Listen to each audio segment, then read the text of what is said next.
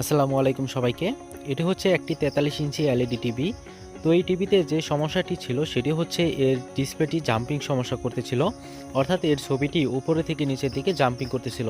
তো এই সমস্যাটি যেভাবে সমাধান করলাম, দেখেন এখানে যে দুটি আমি তার নিয়ে নিয়েছি এবং এই দুটি তার হচ্ছে অড ইভেন সাপ্লাই, ঠিক আছে? তো এই অড ইভেন সাপ্লাই আমরা টিকন সাইড থেকে কেটে নিয়েছি। এরপর দুটি তার নিয়ে একটি বিজিএল এবং অপরটি বিজিএসে আমরা কানেকশন করে দিয়েছি।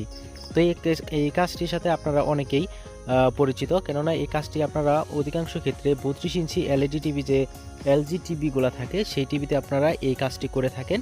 তো একই প্রসেস অনুসারে কিন্তু আপনারা এই 43 ইঞ্চি এলইডি টিভিতে আপনারা এই কাজগুলো কমপ্লিট করতে পারবেন। তো অনেকে আছেন যারা 32 ইঞ্চি এলইডি টিভি কাজ করেন কিন্তু 43 ইঞ্চি থেকে ভয় পেয়ে যান। আসলে ভয় না পেয়ে যদি আপনারা একই প্রসেস অনুসারে কাজ করেন তাহলে আপনারা অবশ্যই এই টিভিটি 100% কমপ্লিট করতে পারবেন। তো দেখেন আমি এখন টিভিতে লাইন দিয়ে দেখাবো। দেখতে পাচ্ছেন টিভিতে কিন্তু এখন পর্দাটি 100% প্রপারলি আছে। তো এই টিভিতে সমস্যা ছিল, জাম্পিং সমস্যা, আমি সেই ভিডিওটি আসলে করতে পারিনি।